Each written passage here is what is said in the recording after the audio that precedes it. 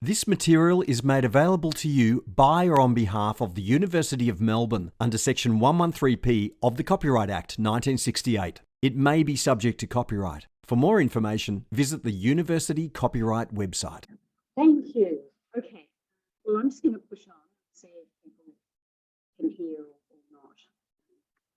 Okay, so for the purposes of the talk, one of the things that, of course, has changed over time is we no longer just deal with binary definitions of women.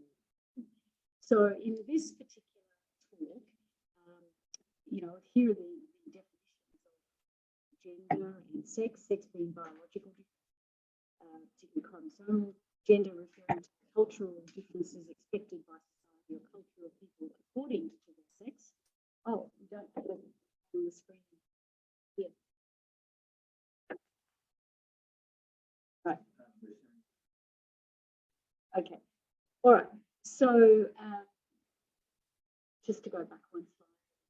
Yeah, there we go. So we have a lot of new definitions of gender, which these are some of the terms that are in place. So just to clarify that for the purposes of this talk,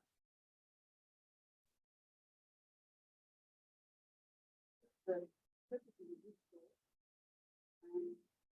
will do that, which is all that means to encapsulate people who perceive themselves as women, but may not be biologically female. So I started this talk by saying where have we been, where are we going, right? Where we've been is really shameful because psychiatry has got a very, very bad history. There's lots and lots of examples of the diagnosis of hysteria, for example, the ongoing sorts of restraints. Of course, it's been shameful for people identifying as male as well, but nonetheless, I think there's story after story after story of women being treated quite badly. And that was ancient times, but in not so ancient times, we still have this situation, which is that mental health policy in Australia does not consider women's mental health across the life course, and it doesn't consider particularly gender aspects except for perinatal, which of course is bleeding obvious. So there are documents like this that have been involved about the investment in women's mental health, produced a paper, the latest Royal Commission, 62% of people who gave evidence to the Victoria's Mental Health Royal Commission recently were women, and quite appalled when the interim report came out that there was nothing, particularly nothing, that related to women. The final report, after much lobbying by myself and then many others, had a smidge in it, but it really, if you go back and read the final report, even though there's so many recommendations, when you actually look at what was in the content and what people submitted, the outcomes were very watered down. So it says things like, for example, we have done a lot of work to talk about how to help women who need inpatient admission, for example, which is where a lot of assaults and so on are still taking place. And yet in the final recommendation, it says safer practices should be available where possible. That's a really rubbery kind of way to say what we wanted. And what we do need to remember, though, is still that mental disorders are represent the leading cause of disability and highest burden of non-fatal illnesses for women in Australia. About 47% of women in Australia have at some point experienced mental ill health. That's pretty high stats. And this was pre-pandemic, right? So things have really got worse post-pandemic, and we're still in the pandemic. So this is the kind of generalist data where we know that, for example, and that should actually be 4 times, that's the latest figures, 4 times as many women, 4 times as many men, that's women, 4 times as much experience anxiety disorders, twice as much develop depression, have more suicide attempts, and more likely to experience post-traumatic stress disorder. The substance abuse figures are escalating for women, so it's not a great area to achieve equality, but that's what's happening. And the cost of all of this is enormous. in productivity loss, with particularly very rough estimates being about $32 billion per year. And that's just straight productivity. That's not adding in the cost of treatments, lost earnings, effective parenting of children, divorce, care of the elderly, and so on. So when we think about women's mental health issues, we can return to an old model, but it's a good one, which is a biopsychosocial model. So there are reasons for why women experience mental ill health more than men. And again, the pandemic has accelerated that difference. That there are biological aspects, which are hormone impacts, gender differences in drug metabolism systems, brain circuitry, genetic transmission, and many other factors that are biological differences. There are psychological differences because of the gender responses in psychology and defense mechanisms and so on that are different. And then there are social differences, particularly violence or trauma is right up there in the big headings for why there's a difference. Poverty, gender inequities in wage, and power and social roles also have a big part to play. So the question is, that's where we've been, which has not been good. So where to now? And I think keeping in mind that sphere of genetic, bioneurological, psychological, social, and cultural is really critical to move us forward. So here's what I want to talk about today, which is not the whole area, but just to pick some of the topics, which is what are we doing with our inpatient psychiatry units? I want to talk about diagnostic categories. I want to talk a little bit about the neurobiology, and I think we probably won't get to much else. And these are some of the research and projects that are going on at the moment in my centre. So MAPrc is Monash Alfred Psychiatry Research Centre. We're about to launch the Monash Centre, Health, Education, Research and Women's Mental Health, the National Centre for Women's Mental Health. The Vice Chancellor at Monash has just signed a dotted line.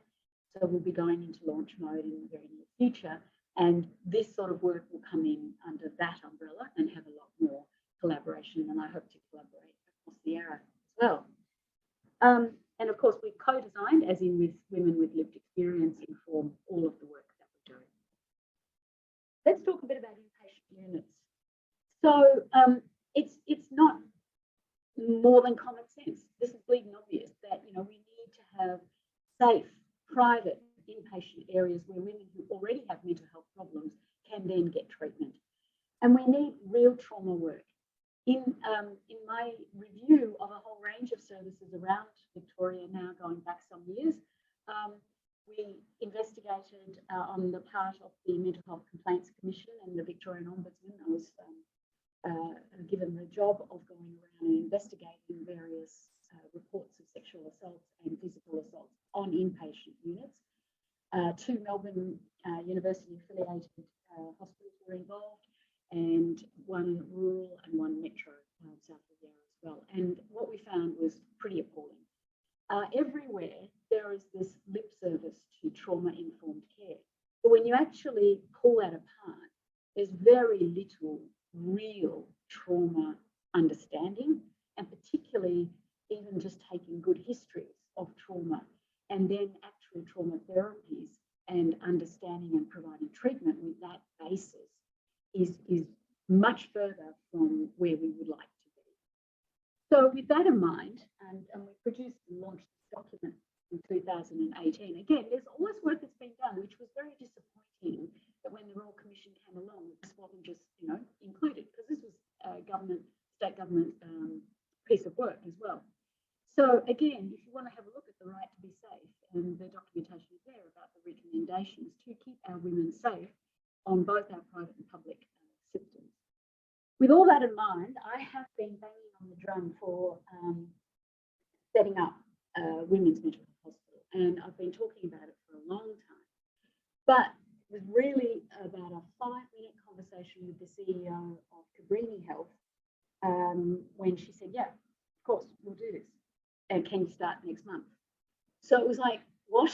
This was quite a revelation to me, who's always been in the public sector, and I'm so used to universities, both of which have 12 committees before you can get a cup of coffee, pretty much.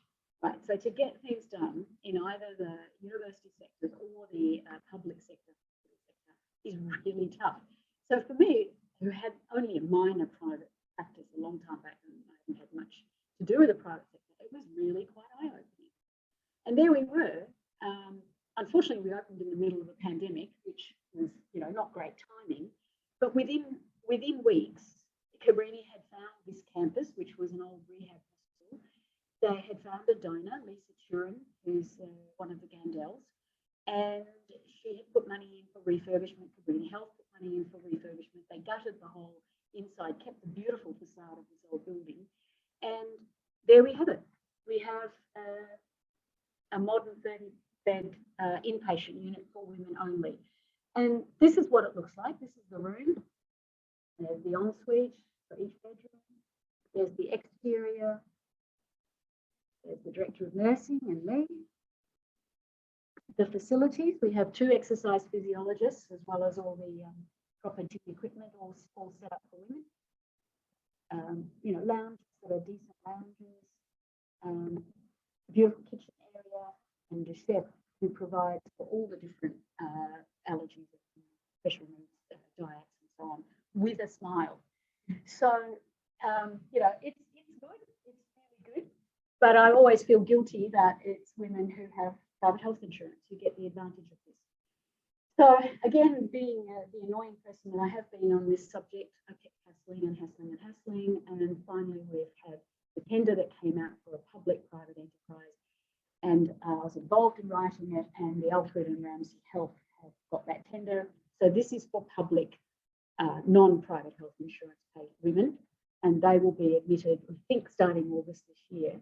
So it'll be complementary, because the unit at Cabrini doesn't take people with psychosis, whereas this particular unit will, and so on.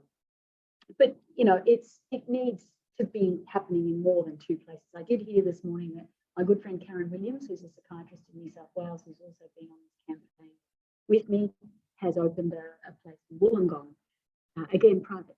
So, you know, that Ramsay Health took this model, and now they're spreading it. Cabrini Health is going to put hospitals up and down the east coast of Australia. But the public sector needs to do more. Yes. Absolutely.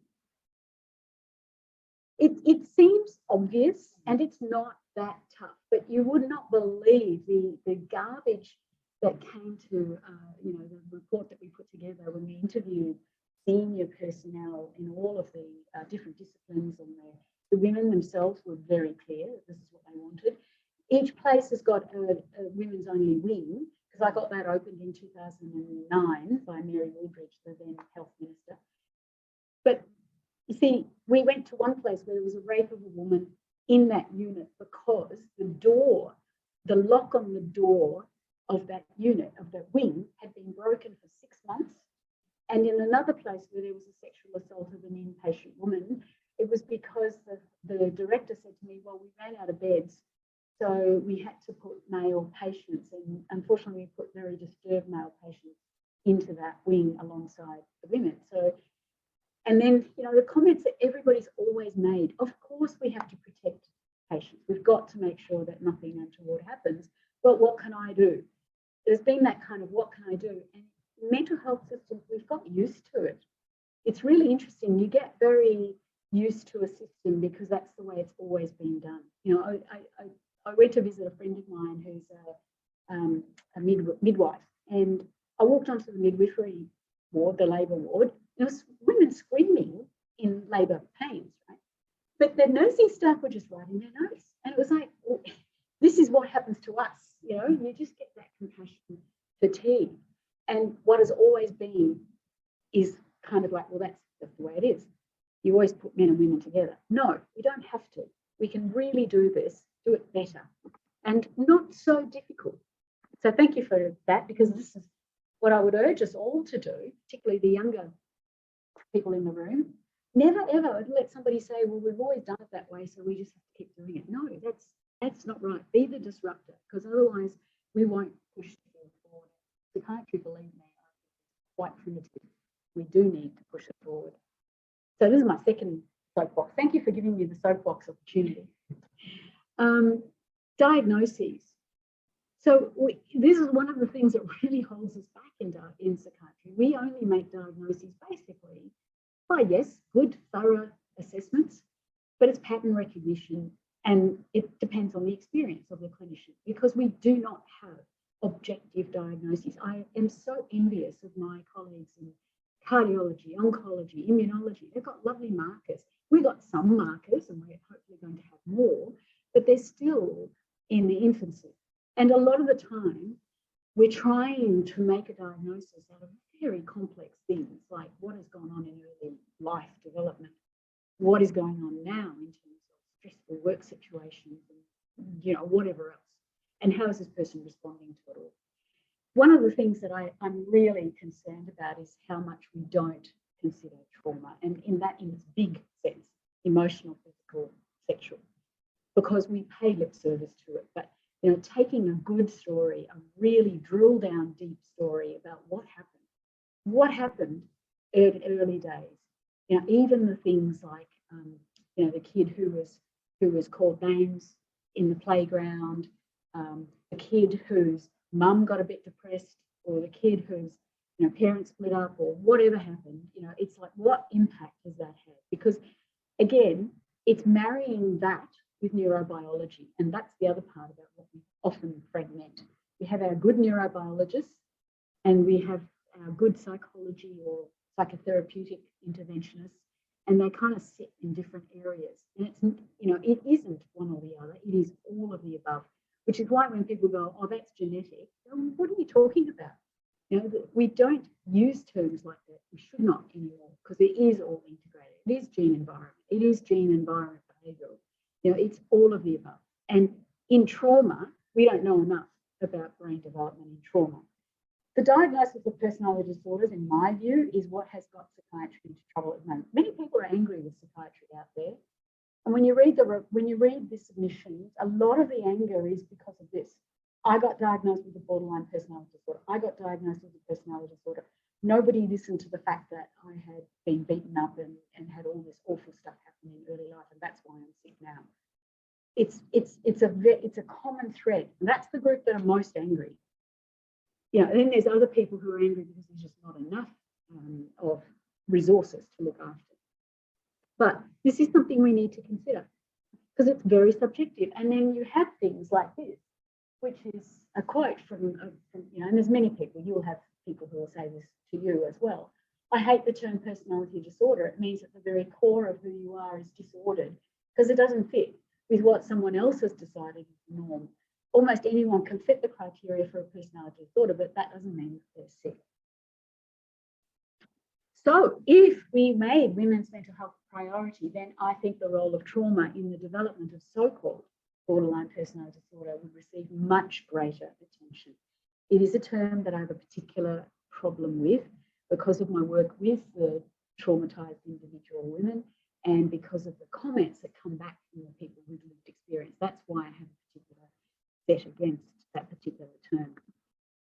And when we look at it, there are high levels of trauma in women who've been diagnosed with borderline personality disorder, a very high level, with early traumatization. And if you include attachment disturbances, where there just wasn't a good enough parent, that's a disturbance of attachment. That has neurobiological effects downstream. It has educational effects. It has the maintenance of relationships and trust in others. And so, again, this is a form of trauma that we don't ask enough about. So when we make a diagnosis of borderline personality disorder, I would ask us to step back again, go back and have another look at what else happened for this individual. You might see the deliberate self-harm, the anger, the fluctuations in mood, and all those things that you can tick the boxes for sure. That doesn't give you the why, what is happening. So I think, yes, obviously there is an overlap, a big overlap between PTSD, complex PTSD, and borderline personality disorder. There is a campaign to get the DSM to include CPTSD in the next iteration. You'll see that the recent guidelines chaired by David Forbes from here for the management of PTSD includes CPTSD. So it's interesting that the PTSD sector are able to embrace CPTSD, but the borderline personality disorder diehards get very angry with me. They had blood on the floor when I presented about, it is borderline personality disorder. Can't you see that? It's not about me seeing that. It's like, listen, don't have a tin ear to why people are angry with psychiatry, why women are angry with psychiatry. Albanese is trying to get the female vote. I think psychiatry should try and get the female vote as well, because that's where we're really failing. And we do have this issue because there are going to be some people, yes, of course, you go, well, where's the trauma? And I'd say, well, look really hard first before you give up on that, because if you actually think about the poor attachment and all the rest of it, that will probably take care of the trauma aspect for a number of people. And why I'm so particular about it is because we stigmatize people when we call them borderline personality disorder. You can say to me, look, okay, some people own their diagnosis, they've earned it, they really take pride in it and so on. That's the minority. Most people who have this diagnosis who turn up in ED, who turn up in a general med unit or whatever, you get a lot of shrugging the shoulders of clinicians. It's like you're a problem, you're a malingerer almost. There's nothing I've got to offer you because your personality is stuffed. So that's a very poor attitude, but it's a very prevalent attitude, and it doesn't help to reduce the stigma for our clientele. And it again adds to the whole sense of I'm inadequate, I'm pathetic. And often these are women who've survived a whole range of abuse.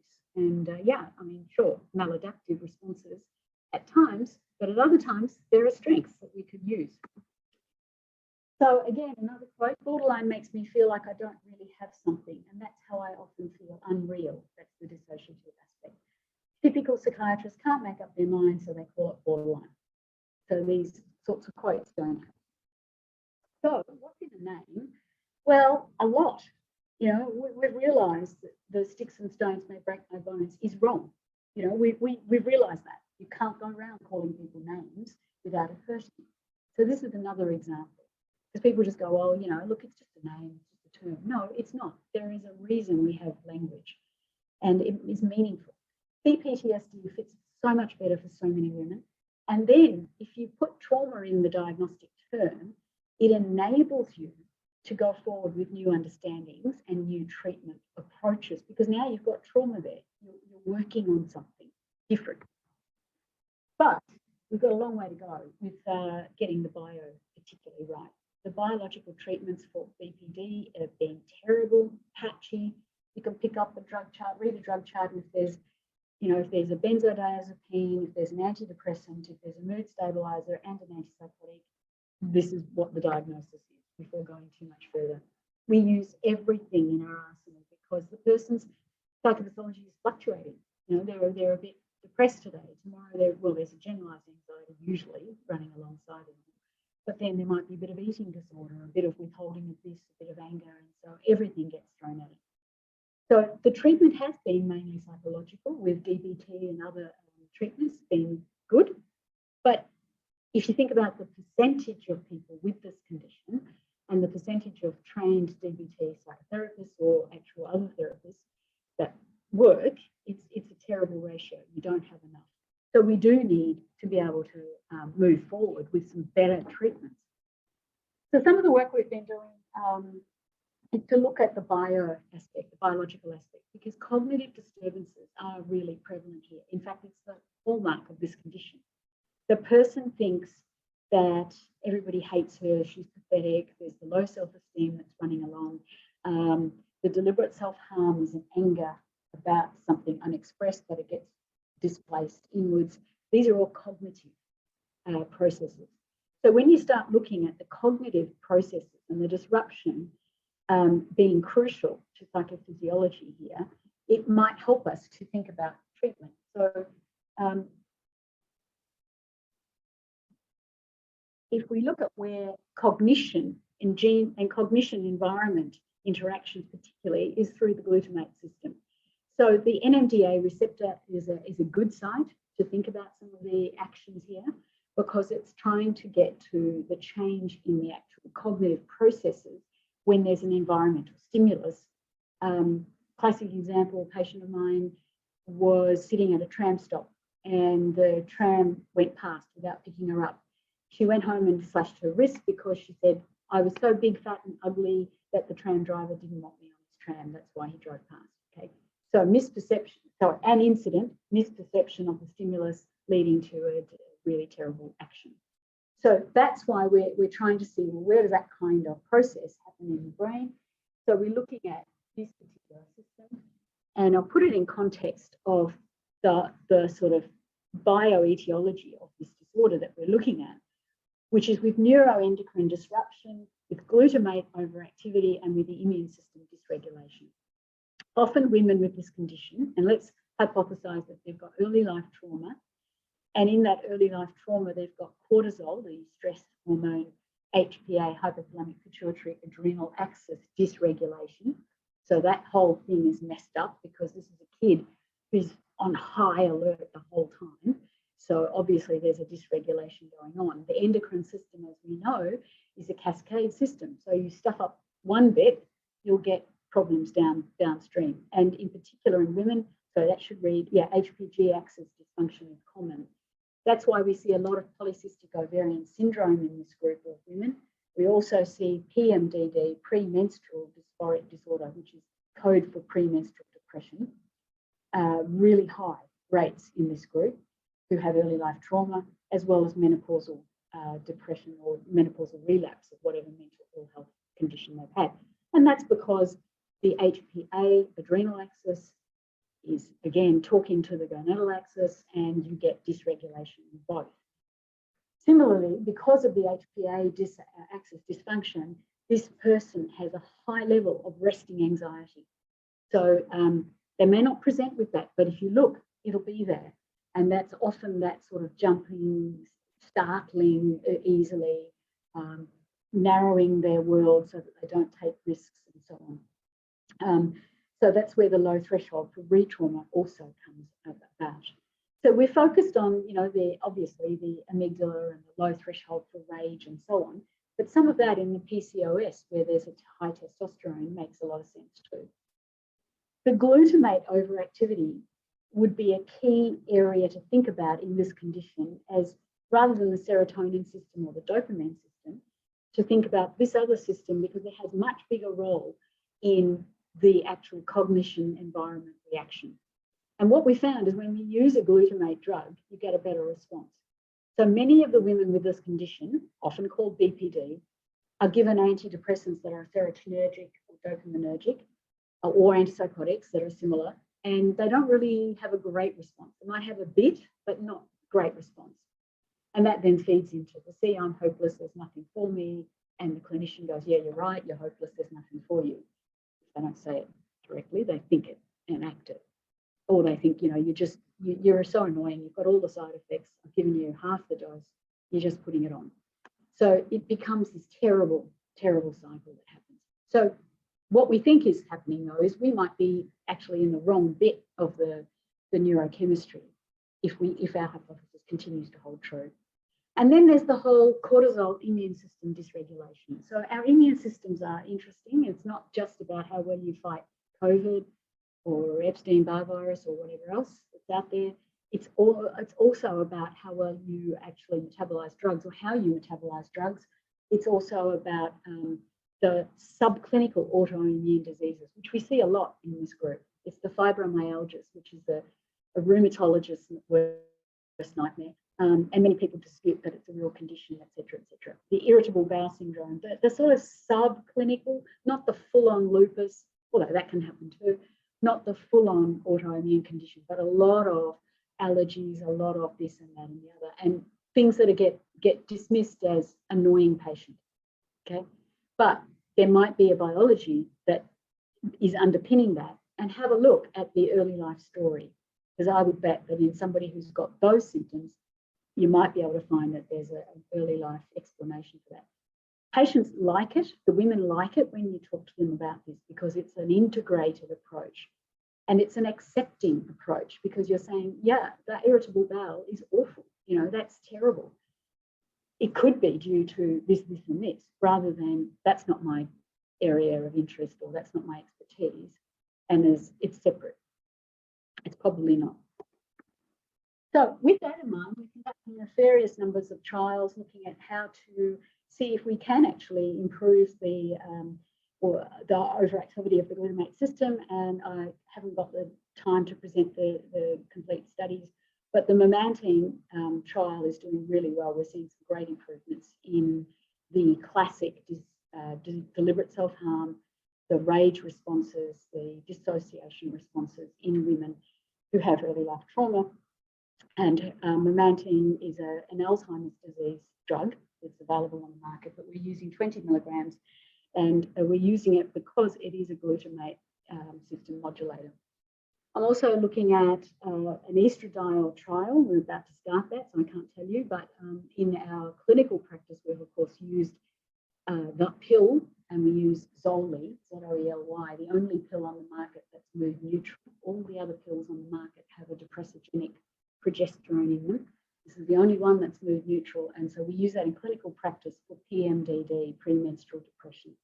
And of course, there's many women who have both the early life story, and that seems to be a very useful treatment there. Of course, we combine psychotherapeutic techniques with all of this, and in fact, you enhance the uptake of the concepts of DBT and so on when you can use the right combination of neurochemistry. We also developed new psychotherapies, particularly for the Cabrini system, the Cabrini Hospital. We sort of started from scratch to go, right, we don't want to have standard psychotherapies, we want to have female-focused psychotherapy. So we have a range of empowerment therapies that are female empowerment therapies and so on. And again, they do boost the self-esteem, which is always low in women with this condition. So, and that's a copy of the paper that produced the early stuff. I'll probably go for another 10 minutes and then leave it at that. So gonadal hormones impact women's mental health. Now, this is not news for women, right? But it is news and disputed by others, particularly health practitioners. But many women will tell you, I always feel depressed when I know that it's 10 days out of menstruating. Then there's a huge whack of what happens with menopause as well. Because of this, I mean, we know that these are all potent neurosteroids, estrogens, progesterones, and androgens. They're all very potent neurosteroids. They have many effects on both neurotransmitter systems, but also the circuitry systems.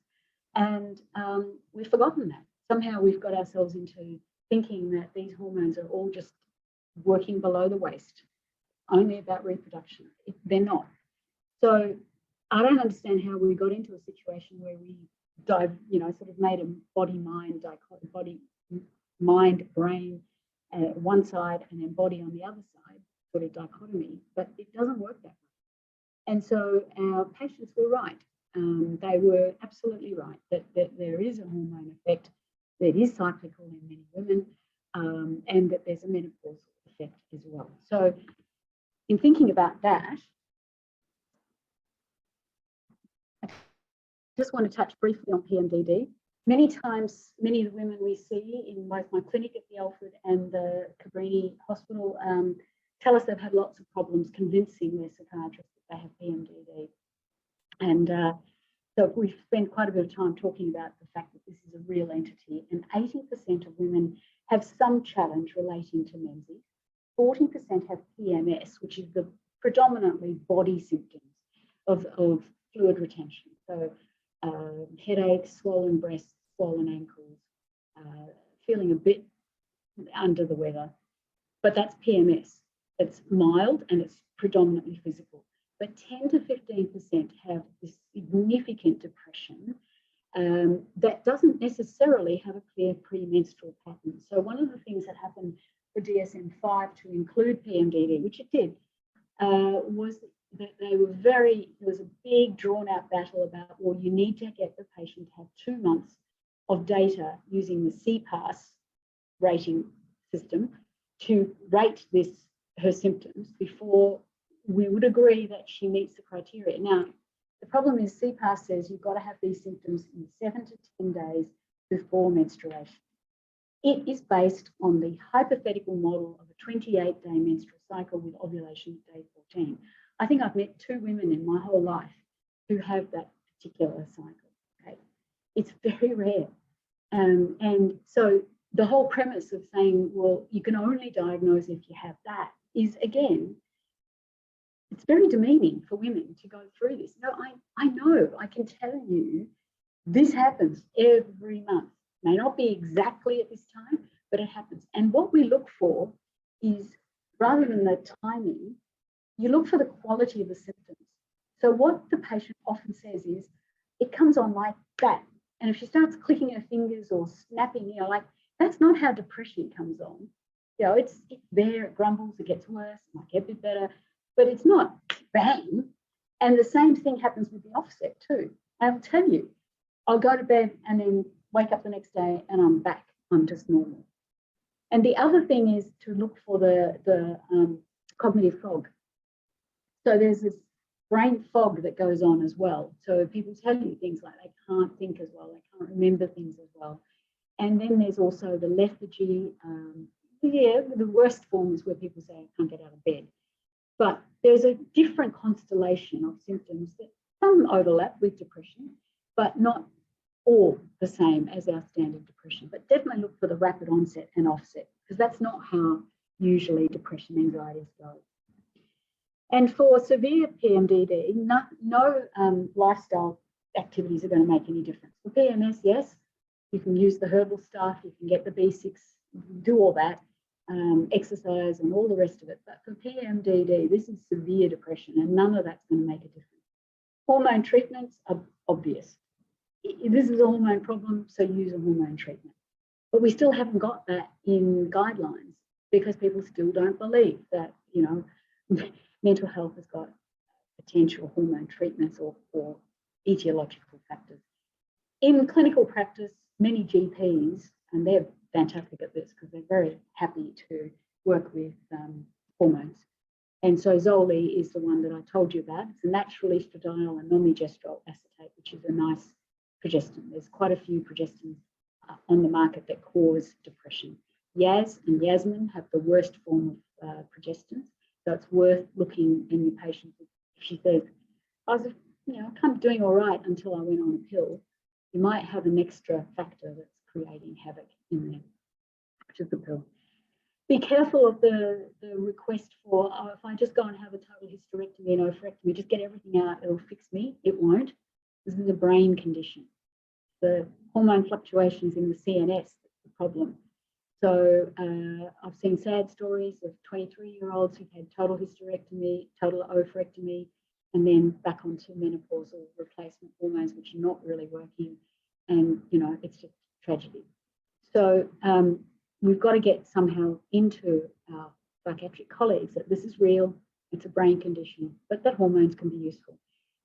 Zoloft, sertraline, is recommended, and it's got some effect. And the on-off effect of it, some people use it for 7 days, 10 days, as long as it's low dose, is also an alternative treatment, but it's hit and miss.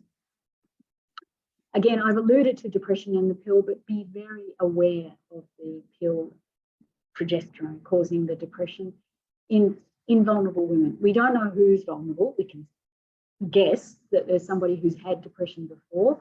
We can look at early life trauma, but that's going to be the person who's vulnerable. And particularly the Implanon and the Mirena IUD are really bad for depression in the vulnerable women because they're progesterone only. They don't have the, bluntly, estrogen good for brain, progesterone tricky, can be bad, but, you know, depending on type and dose. And so the progesterone only contraceptives are really quite difficult for depression. All right, I'll quickly touch on this and then I'll stop talking. So I want to talk about menopause. Totally under-recognised and underrated in terms of being a significant cause of depression. The ABS statistics are really quite scary. The second biggest completed suicide group in Australia are women between 45 and 52. The first biggest demographic group is men over 85.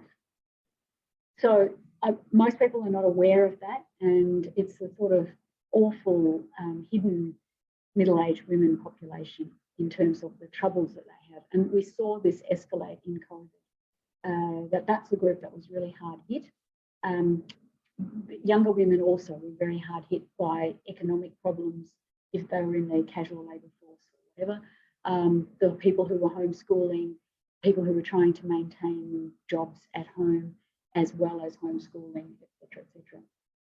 But nonetheless, menopause is a huge hormone fluctuation, and you can bet that the woman who's had PMDD will probably have postnatal something, and then she's going to be a sitter for menopause. So if you want to get preemptive, she's the person you want to pick up early and work with hormone treatments.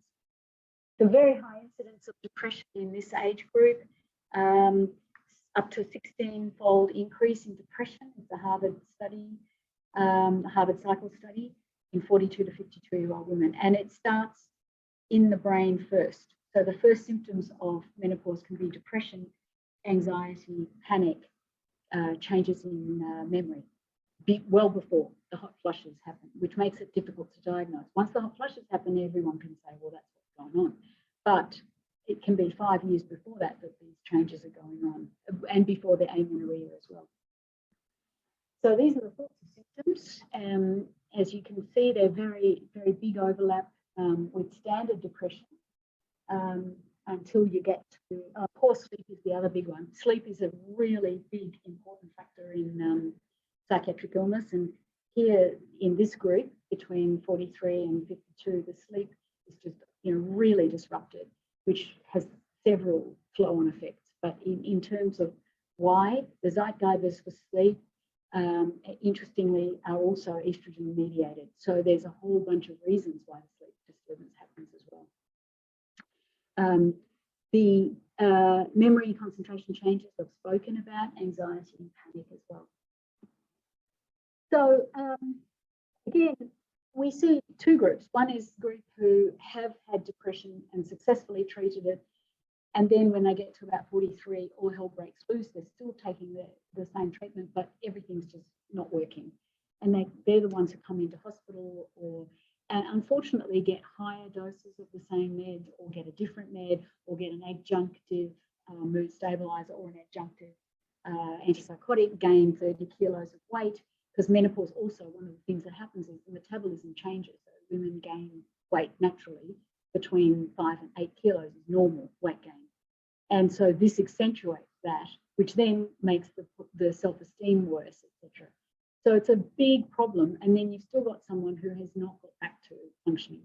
Then there's the other group we see who have been fine, running a big business, have families, great social life, everything's cool. Bang, at 43, she develops this massive depression. Problem here is that then we get into major psychological sort of work and all sorts of things get dragged up that are not particularly relevant, and the biology is kind of left out of it. And in actual fact, the best responses are when both groups go on hormone treatment, either adjunctive with antidepressants in the first case, or even standalone. You can't find what's going on in CNS hormone fluctuations by doing a peripheral blood test. It will not show that up.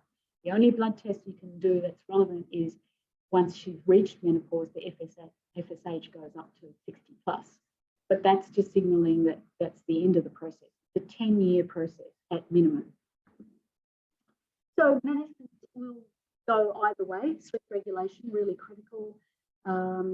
Some of the orexin drugs are very, very good for sleep regulation, but then so is the hormone melatonin, because it actually is a nice set point in terms of the interaction between melatonin and estrogen as well. But HRT also itself can do sleep regulation as well as the antidepressant effect. And it depends which way you're going to go. Psychiatrists will always go with antidepressants because that's what they're used to. GPs will go with hormones, endocrinologists with hormones, gynecologists with hormones first. So it's hit and miss. Okay, so I might just go to the end because I've kept you here for a very long time. The message I'm trying to get across is we really need to think about women's mental health as a separate area that needs its own focus. That, you know, we're not really going to get there unless we really do try to make it a priority. And that we work with women with lived experiences who are very, very clearly demanding new approaches from psychiatry. COVID intensified the mental health issues, and we're still in it. We still haven't got to the end of that, so we can expect that there's going to be great difficulty. But I really would urge us all to try and make women's mental health a priority to help improve half the population's mental health. Thank you.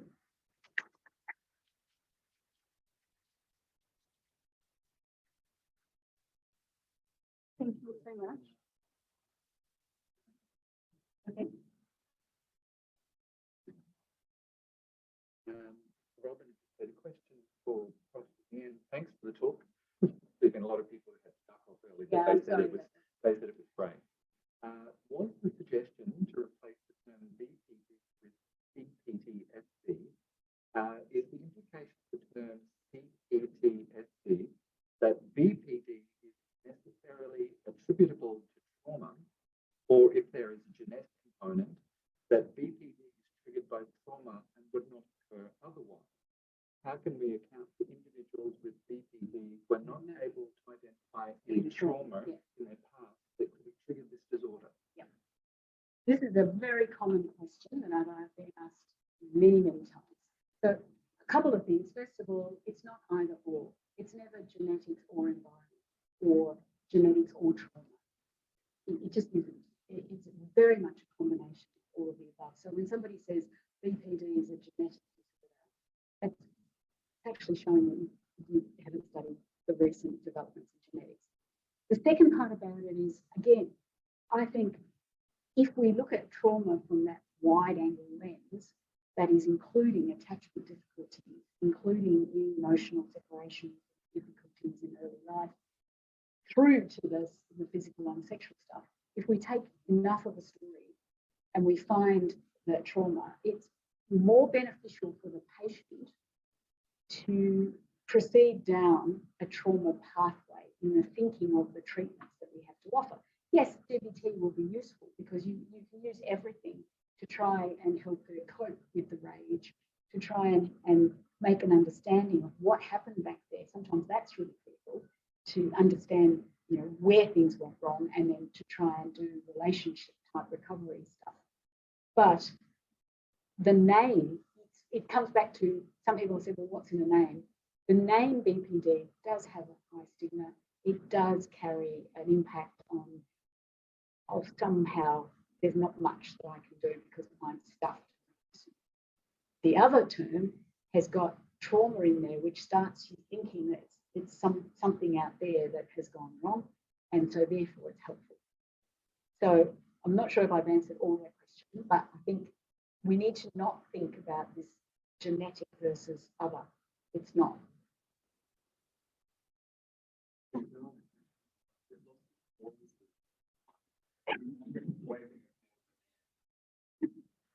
Fascinating talk of a really important area. I just had a question about the role of sleep in terms of the perimenopause and depression work. I wondered what work you're doing in this area. And you mentioned the erection. I want to talk to you. Yeah. You're the expert in this. Oh no, it's something I'm interested in. It's absolutely critical, because one of the first things that women describe as a CNS symptom is the sleep goes off. Before anything else happens, sleep goes off. And the next thing is that there's a cognitive decline. I'm not trying to make it that menopausal women are all somehow impaired, but and you never quite know whether, and it fluctuates as well. That is the other difficulty with this condition. You know, today could be a really bad day, a few days really bad, and then pick up because the hormones are doing this in the CNS, not just a smooth downturn.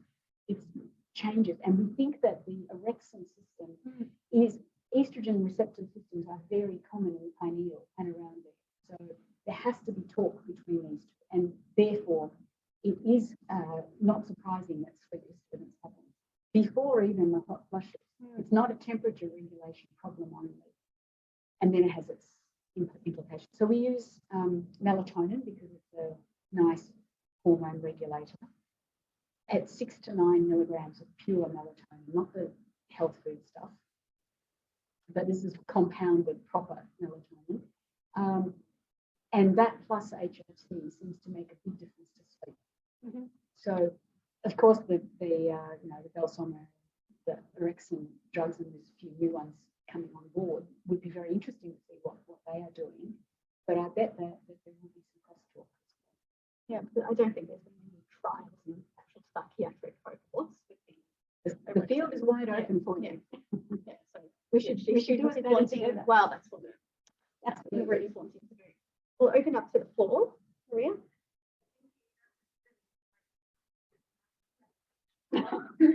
Well, the cat was terribly serious.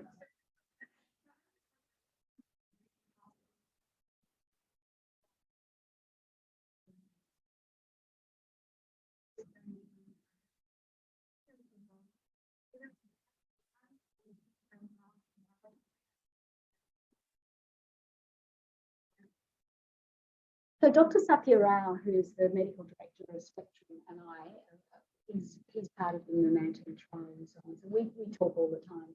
And the tests that can be done, the concrete tests that can be done are really still very in their infancy. We are looking, we've done a whole bunch of immune markers to look at what happens in the BPD group, and they are abnormal. Invariably, they're abnormal. Now, you can say is that chicken or egg because they've been bombarded with millions of drugs and what's going on. However, one of the things that is important that Satya and I have done is I've convinced them to look more for polycystic ovarian syndrome, and that's actually doing an HPG axis measure. So you can measure circulating estrogen, circulating testosterone, circulating progesterone, and FSH and LH. So you can just do a quick snapshot of that. And if there are abnormalities there, then you can use the Zolida pill, you can use other forms of estrogen replacement and so on to fix the PCOS, which often is grumbling along and creating weight gain, diabetes, hirsutism, other things as well. So that's probably as concrete as it's got. We haven't got any further at the moment. We're trying the clinical trial of Normantine. Lamotrigine is the other glutamate drug, so we do use a lot of lamotrigine in the clinic. As long as somebody's not allergic to it, it's a good drug, but low dose, because it doesn't work on the glutamate system once you get past 50 or 100 milligrams per day. And unfortunately, it's often given in the 450 and 500 for mood stabilization. So it's like just rethinking some of these things might optimize better what you're seeing in the clinic. But we need markers. We need biology in psychiatry, and there's only a few. You've got a great unit here with schizophrenia and sleep disorders, but it's still rare, and we don't understand why. It doesn't make sense. We're dealing with brain diseases. Our neurological friends kind of like, well, what are you guys doing? Yes. And Sam.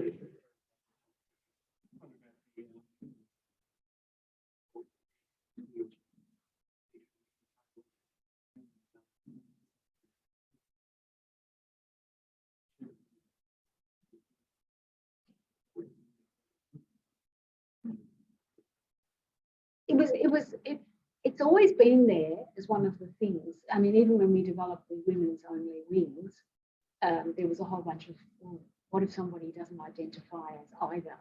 Or what if there's a transgender person? What are you going to do?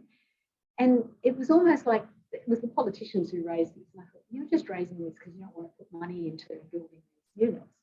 And that was true, because when we asked we work with the Rainbow Foundation, and it's common sense. You just go, where are you most comfortable? Are you comfortable in a male-only ward? Are you comfortable in a female-only ward? And the person will tell you, you go with that. But everyone's tried to sort of complicate it. And I think at one stage we felt like, well, in the earlier days when I was doing this, I felt like, well, we got attacked from the politics right wing because we were trying to do feminist stuff. But then we got attacked from the left wing because it was like, well, stop being so binary. You're really old-fashioned and conservative. So that was a real, like, whoa, you know, we can't please anyone. But I think we're getting to the point where you just go, you just use common sense. And more than that, go back to what the individual is comfortable. So in the Cabrini unit, for example, if somebody identifies as female, it may be biologically male, doesn't matter, because the feminist therapies, the common stories, you know, in being female will apply.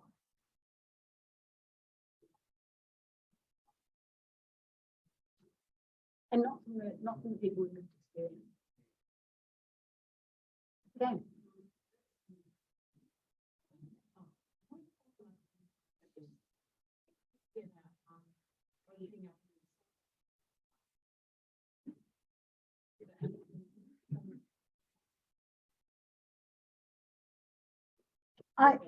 I cannot say too many good things about Sue Williams. She's the CEO at Cabrini and she is amazing. She's a dynamo. She's of a different ilk. You know, yes, there's all this stuff, managing budgets. And, you know, this private health is about making money and those sorts of things, which for someone from public health is difficult for me to get my head around. But she's also got that psychiatry needs to get its act together. And I am being controversial. I actually am sad about it. I'm really sad that, you know, we've got to this point where we can't get enough psychiatrists to work at Cabrini in any of the women's mental health units. Thatcher's got a new BPD thing that he's starting and he can't get enough psychiatrists to work in there. We're going, where did everyone go? My colleagues in northern New South Wales were telling me that, you know, lots and lots of psychiatrists just left. You know, where did they go? Yeah, that's what they're saying. They're sitting in their trucky decks doing tele mental health and not wanting to set up offices and not wanting to do inpatient work and all the rest of it. It's really sad. And I think we've got to be careful as a profession because I also think that it's great that the government's going, we'll set up this, we'll set up that, but who's going to be doing the work in these new places? So again, with a new model in mind, I found a bunch of really great GPs who have their level 2 mental health certification, are really keen to admit inpatients and work with supervision from me and other psychiatrists, which is how we've worked with registrars forever supervising, but, you know, we may be becoming T-Rex, we might be extinct if we don't watch what we're doing.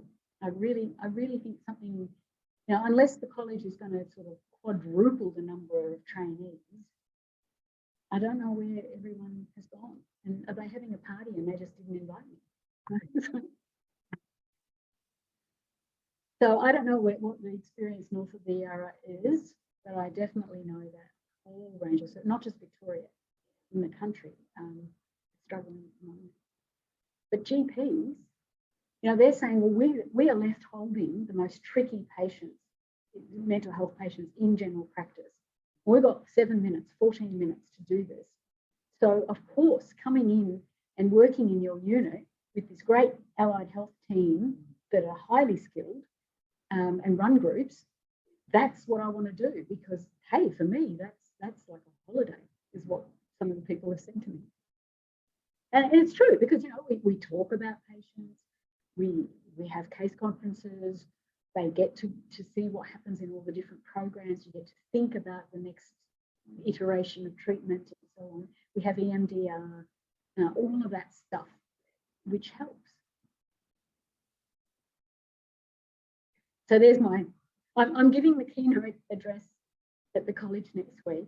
Do you think I should start off with, we're buggered, we're dead. This profession is gone unless we can fix it. I'm sure it'll be a popular talk.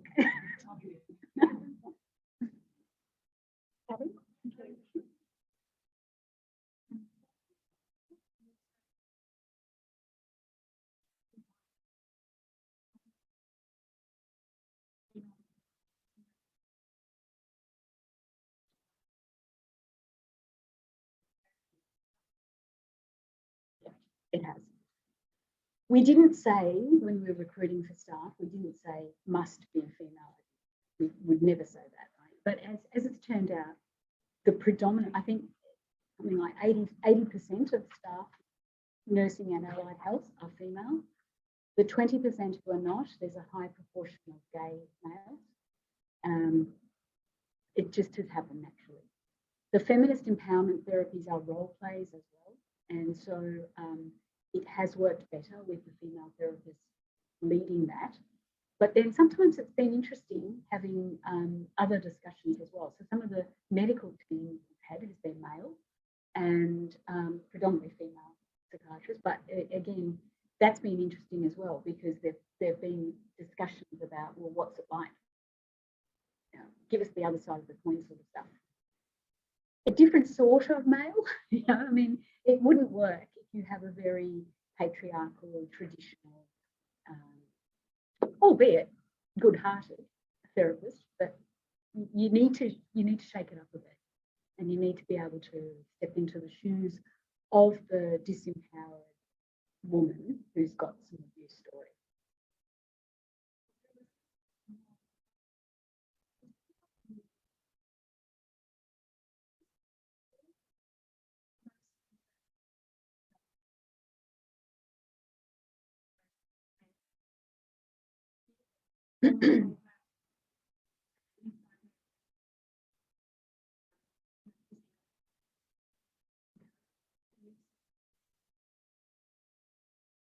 So there's a whole body of work looking at the drug metabolism systems, the gender differences, sorry, the sex differences, because of the differences in not just body weight, but also in the impact of progesterone. So for example, progesterone is an increased dose of progesterone causes a longer gastric emptying. So the drug's going to hang around a lot longer. So this has implications for when you have somebody who's in reproductive age in one phase of the cycle versus the other phase of the cycle. It certainly has an effect of menopause. And this is the other thing that happens too, because estrogen has certain properties of helping antidepressants, of synergizing antipsychotics. So when there is a downturn in estrogen because of menopausal process, then the antipsychotic is not as effective. So that may be another reason that we have the relapses that are going on, similar with antidepressants. But your point is an excellent one in that about, I can't remember the exact date, but it'd be about 20 years ago, the FDA made it a rule that you should have equal numbers in drug trials, but it hasn't been enforced. The TGA in recent times has also said we should have equal numbers in drug trials, but it hasn't been really enforced. So when you get the drug data for new trials, unless it's actually a specific, you know, like if I'm doing a SERM, a selective estrogen modulator trial, that's in women, unless you're doing something like that, the numbers are still skewed because people still worry about, this is a new drug. If I have a woman in it, what if she gets pregnant? Many drug trials will say you've got to have 2 forms of contraception and so on, you know, for the females and now for the males as well. So we're hoping that there will be an increased representation, but we're still not seeing new drugs come out with use this dose for the 45 to 60 kilogram female, use this dose for the 70 kilogram to 80 kilogram. And then you've got race effects as well. You know, there's a difference in Caucasian metabolism versus Asian versus Polynesian. You know, there's a whole range of differences. We are in the era of tailoring better for the individual sitting in front of you, but the clinician in the general world still needs to get a bit more with it. Any other questions on the chat? No? Yeah. Any other questions in the audience? Yeah. No? No, I guess. Thank you for your attention. And well, I want to thank you.